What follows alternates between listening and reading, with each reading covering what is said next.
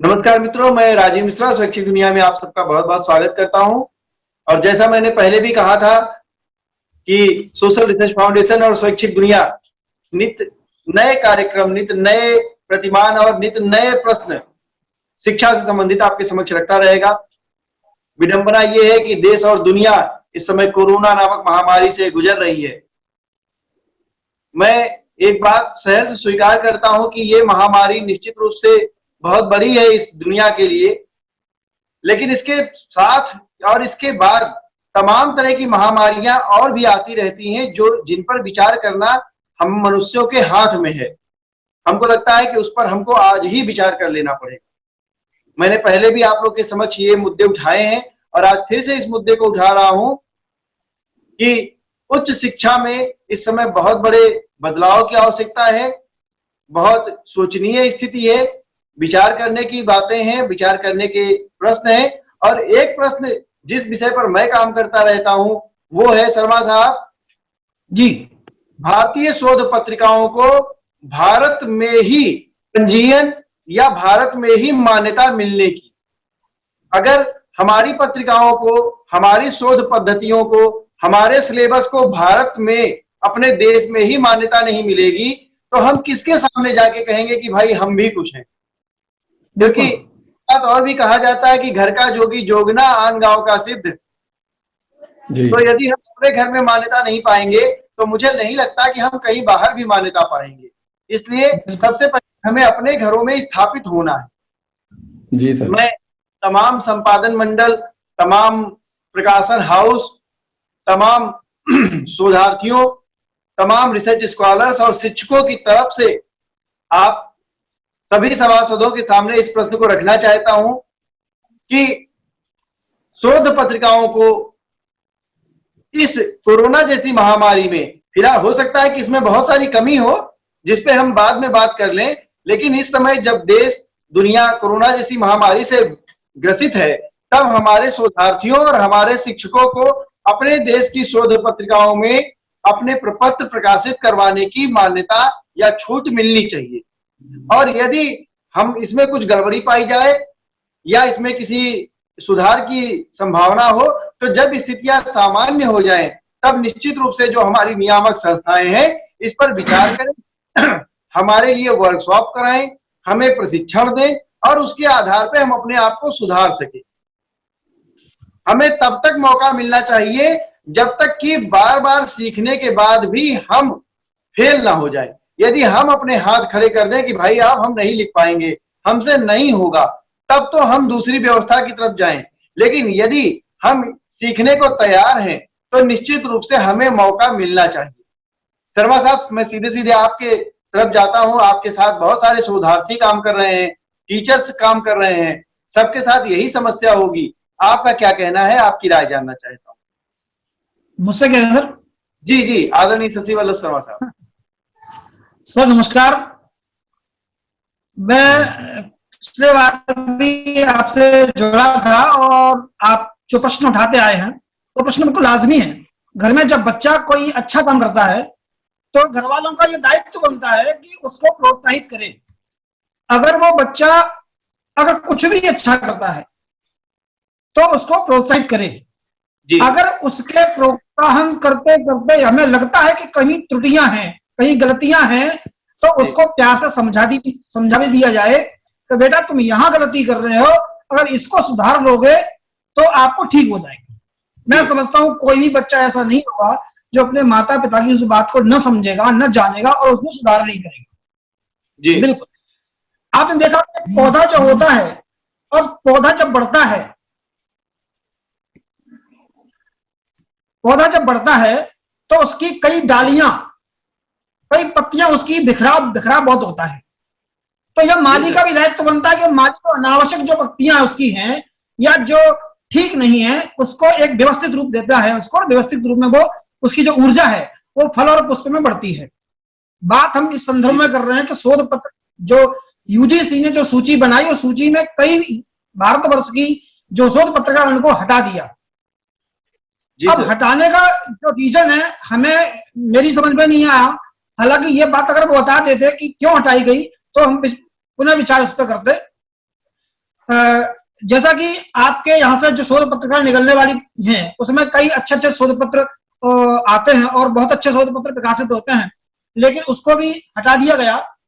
तो बात यह है कि हम उस यूजीसी से हमारा अनुरोध है, हमारी आपके माध्यम से हम यूजीसी तक अपनी बात पहुंचाते हैं कि हमें वो गाइडलाइन दे, हमें वो मानक दे, हमें वो कारण दे जिनकी वजह से हम यदि हमारे शोध पत्रों में कुछ कमी है या कुछ त्रुटियां हैं तो हमें पता है, या फिर जो संपादक मंडल हैं जो यूजीसी जनरल निकाल रहे हैं उनको पता है, एक कुछ तय करें, एक उसका पूरा वायलॉस तय करें कि क्या करना चाहिए इसमें। इस आधार पर हम फिर से बहुत अच्छा कर सकते हैं। कोई बात नहीं, रिफ्रेश होना जरूरी है, रिव्यू जरूरी है, चीजें होना चाहिए। तलवारी भी जब मोहतरी हो जाती है उस पर घिसा जाता है तो कहीं ना कहीं हो सकता है लिखते लिखते कोई त्रुटियां रही हो, स्वाभाविक बात है, उसमें सुधार करने की आवश्यकता है। मैं समझता हूँ अगर उनको बताया जाए, उनको सुधारा जाए तो हम बहुत अच्छा कर पाएंगे। जी सर, आप बिल्कुल सही कह रहे हैं, आप बिल्कुल सही कह रहे हैं। और यही प्रश्न मेरे दिमाग में हमेशा चलता रहता है कि अगर इस तरीके से हम अपनी चीजों को हटाते जाएंगे तो हम कभी जो है अपनी चीज में अच्छाई ढूंढ ही नहीं पाएंगे, कभी हम ले ही नहीं पाएंगे। विजय शर्मा जी हमारे साथ जुड़े। विजय शर्मा जी, बहुत सारे आपके भी जो टीचर होंगे, जो बहुत सारे आपके शोधार्थीगण होंगे, उनको बहुत दिक्कतें होंगी। कैसे क्या सोचते हैं कि वो किस जर्नल में, किस पत्रिका में अपना पेपर छपवाएंगे और कैसे क्या होगा, क्या लग रहा है सर आपको? सर ये एक बहुत बड़ी समस्या है और खास करके मुझे जो साहित्य के विद्यार्थी हैं, साहित्य के टीचर्स हैं, उनके साथ ये बहुत ज्यादा समस्या है। और यूजीसी की मैंने भी वो लिस्ट देखी थी, उसमें हिंदी की पत्रिकाएं बिल्कुल न के बराबर है। तो ये एक बहुत बड़ी समस्या है, उसमें ज्यादातर पत्रिकाएं साइंस से संबंधित हैं। तो मेरा ये मानना है कि एक तो उनको एक फॉर्मेट डालना चाहिए कि किस तरह का वो चाहते हैं, शोध का कैसा दायरा चाहते हैं। और दूसरी जो है, जो आपने कहा कि सेमिनार होनी चाहिए, वर्कशॉप होनी चाहिए, जिसमें ज्यादा से ज्यादा ये गाइड किया जाए कि किस तरह से शोध पत्र लिखा जाना चाहिए, क्या उसका क्राइटेरिया रहना चाहिए। ये सारी चीजें भी इस पर बात होनी चाहिए, उसके बाद ही जो है इसमें सुधार हो सकता है। जी सर, मैं इस बात को कहने में गुरेज नहीं करता हूं कि जब जनवरी 2017 में यूजीसी ने जब लिस्ट किया था तो 38,653 जर्नल लेके आए थे, उसमें एक भी भारतीय जर्नल नहीं था। फिर काफी मांग के बाद उन्होंने कुछ भारतीय जर्नल जोड़े और मई 2018 में उन्होंने 4305 भारतीय जर्नल को निकाल दिया। और उसके बाद जून 2019 को जोड़ा तो केवल 1354 जर्नल जोड़े। और मैं नहीं कहता कि ऐसे, लेकिन एक प्रश्न के उत्तर में उन्होंने बताया और पुनः एक लिस्ट जारी करी जिसमें इस समय 1076 जर्नल खाली भारत के बचे। मैं ऐसा आशंकित हूं कि ये जो 1354 से 1076 जर्नल हो गए, अगली बार ये 900 कुछ हो जाए या 800 कुछ हो जाए और धीरे धीरे करके ये भारतीय जर्नल यहां से बाहर हो जाए। नंबर एक। नंबर दूसरा कि जो 1076 जर्नल है उसमें संस्कृत, साइंस, संस्कृत, गुजराती और भारत की अगर तमाम भाषाओं को जोड़ दिया जाए तो 2-2 जर्नल भी पर भाषा नहीं मिल रहा होगा, प्रतिभाषा 2-2 जर्नल भी नहीं होगा सर। लेकिन अगर उसमें 500 जर्नल साइंस के या अंग्रेजी के ही होंगे तो हिंदी पट्टी के जर्नल तो और भी कम हो गए, बचे ही नहीं। तो ऐसे में मुझे ये कहीं ना कहीं षड्यंत्र की किसी बू आती है कि ऐसा तो नहीं कि भारतीय जो जर्नल्स हैं, जो पत्रिकाएं हैं, हम उनको इग्नोर कर रहे हों, हम उनको कहीं ना कहीं बाहर का रास्ता दिखा रहे हों।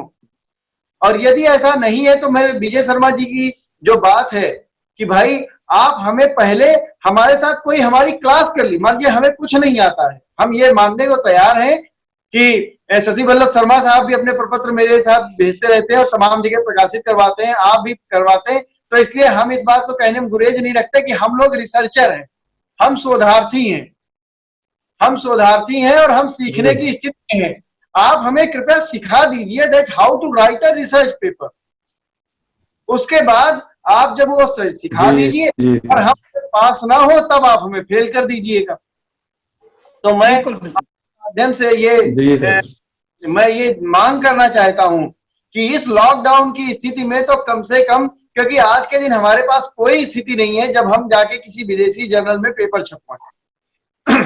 एक बात मैं और शायद पूछना चाहता हूं शशि वल्लभ शर्मा साहब के पास आकर कि जो जी शोधार्थी किसी प्रकार हिंदी में ही पारंगत नहीं हो पा रहा है, जी आज शिक्षा व्यवस्था की स्थिति बड़ी खराब है, व्याकरण की दृष्टि से, उच्चारण की दृष्टि से, क्लासेस कम लगने की दृष्टि से बच्चे को अपने विषय का पूरा ज्ञान नहीं है।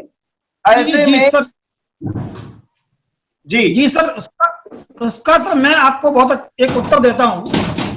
एक तो क्या है कि मैं अपने प्रदेश की बात करता हूं, अन्य प्रदेशों की बात नहीं करूंगा, मैं अपने प्रदेश की बात करता हूं। एक तो आदरणीय शर्मा जी बैठे हुए हैं, हो सकता है उनको ठीक नहीं लगे कि एक तो क्या है कि गवर्नमेंट कॉलेज में क्लासेस ना के बराबर हो रही है, पहली बात। नहीं इसे स्वीकारना दोस्त प्राध्यापकों का बिल्कुल नहीं, क्योंकि बहुत योग्य प्राध्यापक हर महाविद्यालय के भीतर है, लेकिन विद्यार्थी गवर्नमेंट कॉलेज का मायने मतलब होता है कि एडमिशन कराओ और पेपर देने जाओ, तो क्लास नहीं जाती। दूसरा एक मैं और रखना चाहता हूं कि मध्य प्रदेश हिंदी ग्रंथ अकादमी जो BA first year, second year और तृतीय वर्ष की जो फाउंडेशन की जो किताबें हैं उसमें जितना व्याकरण होना चाहिए उतना व्याकरण नहीं है, और जितना व्याकरण नहीं होगा वह व्याकरण तो विद्यार्थी नहीं समझेगा। उससे पहले अगर हम बात करें स्कूल शिक्षा में, स्कूल शिक्षा में भी स्थिति वही है। एक जो प्राइमरी लेवल के जो बच्चे हैं वो प्रॉपर तरीके से गणित व्याकरण को नहीं पढ़ के आ रहे, जब इस प्राथमिक स्तर पर जो गणित व्याकरण है वो समझ के नहीं आएगा तो ऊपर खराब होता चला जाएगा, ये भी एक कारण है। तो स्कूल शिक्षा भी हमें सुधार करने की आवश्यकता है, हिंदी व्याकरण। दूसरा क्या है कि एक तो जो मूल पाठ्य पुस्तकें होती हैं, आजकल जो 20 वाला जो सीरीज वाला जो गेम चला है बड़ा खतरनाक हुआ सब। हम लोग जब पढ़ते थे तो हम तो यही सोचते थे कि ये सॉल्यूशन होते क्या है, किताबों से पढ़ते थे।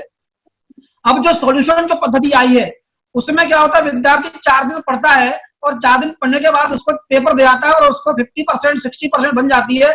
हम तो बहुत पढ़ के परेशान हो गए, तो हमारी 65% एमए बनी। तो मूलतः विद्यार्थी किताबों से नहीं पढ़ता। मान लीजिए उसको नागमती का वियोग वर्णन पढ़ना है तो 20 सीरीज से नागमती वियोग वर्णन को रट्टा मार लेगा, लेकिन नागमती पूरा नहीं पढ़ेगा किताबों से। तो एक किताबों के प्रति भी रुझान कम हुआ है विद्यार्थियों, और इसका दोष भी हो सकता है हम लोगों के पास ही है कि हम उसको वो जागरूकता नहीं कर पा रहे, बता नहीं पा रहे, बच्चे को बता नहीं पा रहे, रुचि पैदा नहीं कर पा रहे। लेकिन फिर एक सवाल खड़ा होता है कि हम इसलिए नहीं कर पाते कि बच्चा पढ़ना ही नहीं आता।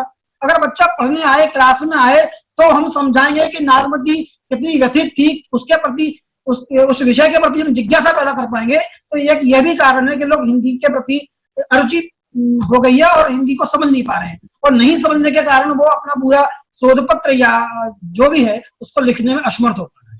सर जी सर, आपकी बात बिल्कुल सही है। और एक बात मेरे भी दिमाग में यहीं से बात करते करते आ रही है कि असल में जब शोध पत्र बनने की बात होती है तो वो शोध पत्र के जो विषय हैं वो यही तो विषय हैं जो अमेरिकन नहीं जांच सकते। हम शोध का विषय ही है कि आखिर क्या कारण है कि जब इंफ्रास्ट्रक्चर डेवलप हो गया, जब तनख्वाह अच्छी हो गई, जब बच्चों के पास सुविधाएं ज्यादा हो गई, तो बच्चा अभी भी रेगुलर क्लास में नहीं जा रहा है। ठीक है, तो इसमें टीचर की दिक्कत नहीं है, इसमें विद्यालय की दिक्कत नहीं है, इसमें कुछ ना कुछ अभिभावक की भी दिक्कत है, कुछ ना कुछ बच्चे की भी दिक्कत है कि जो अभिभावक है उसको मतलब करा रहे हैं बीए और एमए, लेकिन साथ में टेस्ट पास करवा रहे हैं एसएससी का या कोई कंपटीशन और करवा रहे हैं, या बहुत सारे बच्चे तो खाली उनकी डिग्रियां बढ़ जाएं इसलिए वो बीए और एमए कर रहे हैं, लेकिन वो साइड में पार्ट टाइम कोई काम कर रहे हैं। जिस समय वो कक्षा में आना चाहिए उस समय वो नौकरी भी करते हैं। तो अगर आप उनसे पूछ दिए कि भैया आप हिंदी के या अपने विद्यालय के आप प्रधानाचार्य महोदय को जानते हैं, प्राचार्य महोदय जानते हैं, तो वो बच्चा स्पष्ट मुझसे आके कहता है कि नहीं सर मैं विद्यालय नहीं जाता हूँ, मैंने खाली बीए करके रखा हुआ है, मैं विद्यालय नहीं जाता हूँ। तो अब बात यही आती है कि शोध क्या हो, शोध ये ना हो कि तुलसीदास जी ने क्या किया था, वो अगर होता है तो बहुत अच्छा है, लेकिन शोध समसामयिक हो, सामयिक परिस्थितियों शोध हो, तो शायद बिल्कुल। अच्छे निकल के।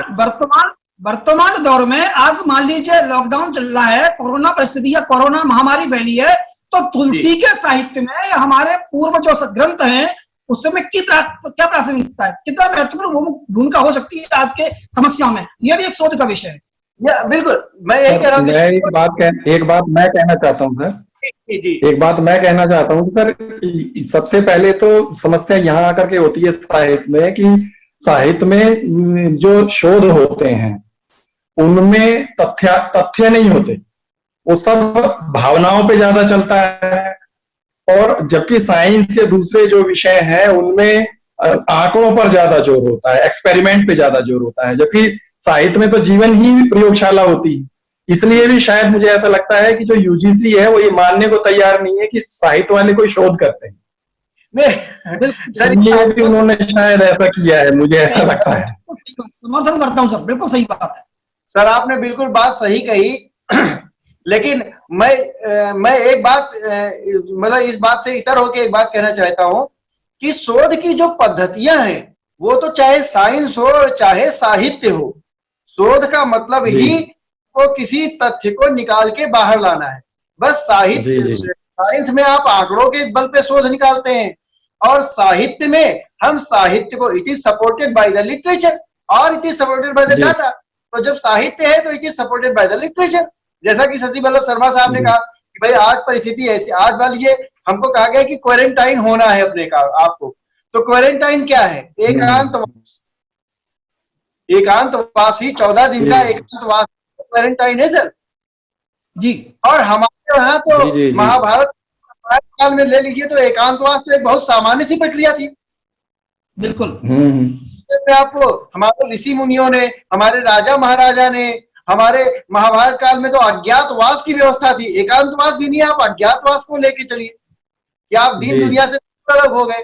तो शोध तो है, लेकिन अगर हम उसको शोध परक बातों में लेके जाए, आज तो क्या हो रहा है, आप माफ करिए, शायद हम लोग ही उसके लिए जिम्मेदार होंगे। मेरे पास कई बार फोन आते हैं, मैं इस बात को कहने से गुरेज नहीं करता हूं, क्यों अभी तो खाली हमको एपीआई में नंबर चाहिए। अपनी जगह सही है शायद, ये बात अपनी जगह सही हो सकता है कि हमको इसलिए नहीं लिखना है कि समाज के लिए लिखना है, हमको शोध इसलिए लिखना है क्योंकि हमको मेरे नंबर चाहिए, मुझे पीएचडी में पास होना है, या मुझे स्कूल जाने के बाद मार्कशीट चाहिए। लेकिन शोध की जो मूलभूत अवस्था है वो वही है आपने कही। शोध तो मतलब हमको अगर साहित्य में है तो भी शोध में भी परिकल्पना, साहित्य है तो साहित्य में भी तो सर परिकल्पना होनी ही चाहिए ना, कि अब ऐसा इस तरीके का होगा। अब हमने शीर्षक का चयन करने के साथ ही कंक्लूजन कैसे कर दिया, जब तक कि हम परिस्थितियों से, साहित्य से, तमाम किताबों से, कोटेशंस से, फुटनोट्स के साथ उस चीज को जब तक सिद्ध नहीं किया तब तक हमने कंक्लूजन कैसे कर लिया सर? कंक्लूजन तो हम वहां तो भाई केमिकल इंडस्ट्री है, डाटा एनालिसिस है, जब डाटा के बाद 2 और 2 4 होगा तब कंक्लूज कर पाएंगे। तो यहाँ भी हम शोध के प्रति थोड़ा रिजिड हो कि हम शोध में कंक्लूजन तभी देंगे जब आप इसको सपोर्ट कर पाएंगे बाय योर लिटरेचर। ठीक है, तो मैं विस्तार नहीं होता हूँ। हमारे यहाँ जो साहित्य है, साहित्य का जो शोध है वो बहुत मतलब एकदम सिद्ध शोध है, सिद्ध हो सकता है। ठीक है, बस हमने उसके साथ कंप्रोमाइज कर लिया, और यूजीसी जैसी जो संस्था है उन्होंने इस विषय को लगभग भुला दिया कि हम आर्ट्स में कुछ काम नहीं कर सकते। बिल्कुल काम कर सकते हैं, बस सवाल है कि हमें काम करने दिया जाए, हमसे पूछ लिया जाए, हमसे what are you going to prove. तो मेरे ख्याल से यदि जो रियल शोधार्थी होगा, जो आप जैसे शर्मा साहब हैं, विजय शर्मा जी हैं हमारे साथ, अगर आप जैसे विज्ञजनों के साथ डिबेट करेंगे तो निश्चित रूप से जो साहित्य के शोध है, जो ह्यूमैनिटी के शोध है, और जो इधर ये जो इतिहास और भूगोल के शोध है, ये बहुत बड़े तथ्य आपको निकाल के दे देंगे। शर्मा साहब जी बिल्कुल सही है सर आपका बात जी, आपकी बात बिल्कुल सही है सर। नहीं सर, तो हमारा जो संस्थान है सोशल रिसर्च फाउंडेशन, हम इसी विषय पे हम एक एक शोध को, जो हमारे यहाँ शोध प्रपत्र निकलता है, मैं उस शोध प्रपत्र को बिल्कुल एकदम जो हम उसको जब हर प्रकार से, आदरणीय शशि वल्लभ शर्मा साहब हमारे एडिटोरियल बोर्ड में भी हैं, तो हम लोग जब किसी शोध को फाइनल करते हैं तो बिल्कुल उसका एकदम तथ्य जो निचोड़ लेते हैं, जब उसका जिस्ट हमारे सामने आ जाता है तब उसको सामने रखते हैं। सवाल यह है कि हमारे शोध पे आप आके हमसे पूछिए तो कि तुमने इस शोध को कैसे किया होगा। जब तक आप प्रश्नकर्ता सही नहीं होगा तो उत्तर देने वाला तो चाहे जो उत्तर दे देगा। बिल्कुल, मैं यहाँ बिल्कुल स्पष्ट कर देना चाहता हूँ, सार्वजनिक मंच है ये।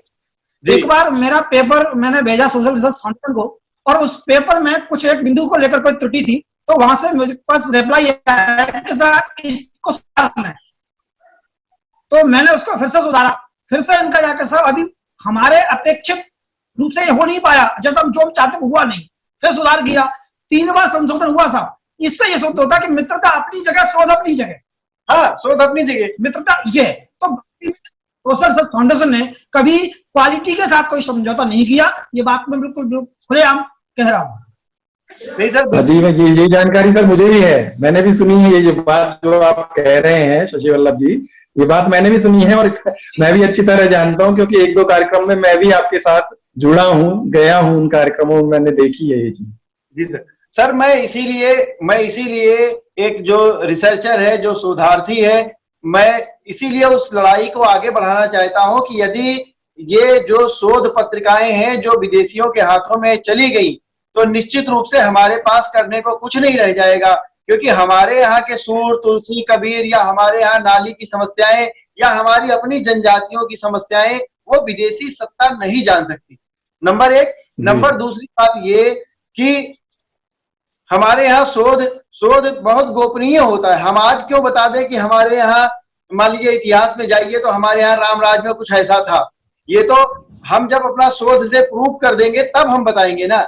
लेकिन अभी तो क्या है कि मान लीजिए हमने जाके आयुर्वेद की कोई दवा खोजी और हमारे शोधार्थी ने जाके पहले ही अमेरिका में बता दी कि भाई ये देखिए ये हमारे यहाँ से आइडिया निकल रहा है, और आपने उस आइडिया को डेवलप कर दिया, तो हमारे देश के हाथों में क्या बचेगा? शोध का पूरा परिमार्जित रूप नहीं है। शोध पत्र तो खाली एक प्रपोज्ड एजेंडा है कि yes I am going to produce the result like that. वो परिकल्पना सिद्ध भी हो सकती है और वो परिकल्पना सिद्ध नहीं भी हो सकती है। जो चीज सिद्ध ही नहीं हुई, अभी जो चीज डार्क अंधेरे में है, मैं कोई चीज करने जा रहा हूं तो मैं अपनी घर की रेसिपी अगर आपको बता दूंगा सर, तो निश्चित रूप से उसका लाभ आपको मिलेगा, मुझे नहीं मिलने वाला। ठीक बात, ठीक है। सही है। और इसीलिए इस लड़ाई को चाहता हूं कि गलत भी हो या सही भी हो, हम सुधारने को तैयार हैं। आप जो काम भी करवाना है मुझसे करवाइए, हमारे शोधार्थियों से करवाइए। हम जब हमारे माननीय प्रधानमंत्री मेक इन इंडिया की बात करते हैं, जब हम स्वनिर्मित बातों की बात करते हैं, हमारे जो राष्ट्रपिता महात्मा गांधी थे उन्होंने स्वदेशी खादी की शुरुआत करी, तो निश्चित रूप से हम अपनी शिक्षण पद्धति को विदेशियों के हाथों में नहीं जाने देंगे। मेरा यही कृत संकल्प है, और मैं ऐसी ही और ऐसा ही आह्वान आपसे करता हूं कि आप अपने बच्चों में या अपने माध्यमों से इस बात को अगर आगे आप ले जाएंगे तो बहुत आसान होगा इस भारत के लिए। बिल्कुल जी, हम बिल्कुल आपके साथ हैं सर, इस मामले में हम बिल्कुल आपके साथ हैं जी। चलिए, तो फिर आपसे फिर से एक बार पुनः मुलाकात होगी। आज मेरे ख्याल से थोड़ा नेट की समस्या है, हम लोग एक दूसरे को अच्छे से कन्वर्सेशन नहीं कर पा रहे हैं। फिर इसी विषय पे एक बार फिर से चर्चा करेंगे। तब तक आप लोग स्वस्थ रहें, अपने घर में लॉकडाउन की स्थिति में रहें, और इस शुभकामना के साथ पूरे भारतवर्ष के नागरिकों के लिए, पूरे विश्व के लिए, क्योंकि हमारे लिए तो कहते हैं ना कि वसुधैव कुटुंबकम, हमारे तो समस्त मतलब पूरे विश्व की शांति हमारा जो है, हमारी ऐसी संस्कृति है कि पूरे संपूर्ण विश्व की हम लोग शांति चाहते हुए इस मीटिंग को यहीं पे आगे विराम देते हैं। और अगली बार हम लोग फिर इसी मुद्दे को लेके, जब तक हम जीत नहीं जाएंगे तब तक हम अपनी बात को रखते रहेंगे, क्योंकि ये हमारा शोध है, ये हमारा शिक्षण है, हमारी परिस्थिति है। सादर नमस्कार।